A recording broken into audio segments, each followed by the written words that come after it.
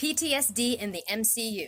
So Tony Stark starts dealing with PTSD in Iron Man 3, from when he carried the missile into the wormhole in the first Avengers movie. I think I've actually heard a psychologist say that Iron Man 3 is the best depiction of PTSD he's ever seen in film ever. And I fucking agree. The scene where Tony gets his first anxiety attack is so accurate, it's hard for me to watch. He gets triggered by the word New York and just by a picture of the wormhole that a kid drew. Just like for me, there are certain words I cannot see spelled out, or I can't write myself, or I might have an attack. Initially, Tony thinks he's having a heart attack, which is extremely accurate because anxiety attacks can have the same symptoms as a heart attack. It's also hard to watch Tony having his night terrors because that could be a copy and paste of what I do when I have night terrors. Part of PTSD is avoidance, where I have a tendency to stay busy so that my mind doesn't wander into memories of my trauma. And you can see this when Tony buries himself in his work and becomes obsessed with protecting him and Pepper. Too real! PTSD in the MCU.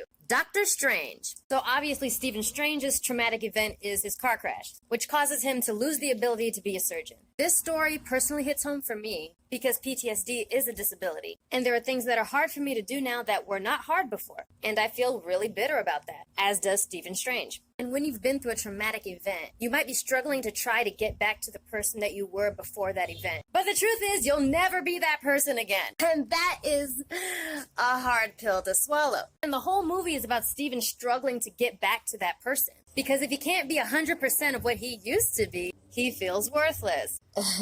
And that's a really shitty part of PTSD, remembering who you used to be. But part of the road to recovery is realizing that this new you is still valuable, and that we're allowed to change and be injured and broken and still have worth. And so Stephen comes to peace with the fact that there are other ways for him to save lives. His process of recovering from his trauma actually made him more badass.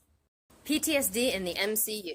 Thor in Endgame. Now, I think that by Endgame, all of the Avengers are going through some sort of PTSD, as is the rest of the world. But for me, Thor's is painfully apparent because he has had a string of traumatic events. Losing his mom, losing his dad, losing his brother. And who the fuck knows where Jane is? And the shit that does him in is failing to kill Thanos. And that name becomes his trigger. You can have a lot of trauma in your life and not get PTSD, but then one incident pushes you over the edge. And Bruce says the name Thanos, and Thor tells him to not say that name. I get chills every time. People got pissed when they made Thor fat. But let me tell you, that's what can fucking happen when you have depression. Happened to me. Also the drinking. He plays that scene in Infinity War over and over again, which is basically what a flashback is. And you blame shit on yourself, wondering if you could have done things differently. This new Thor has gained some weight and he's really unsure of himself. He finds that he's still worthy to wield his hammer, because even if trauma changes you, it doesn't take away your worth.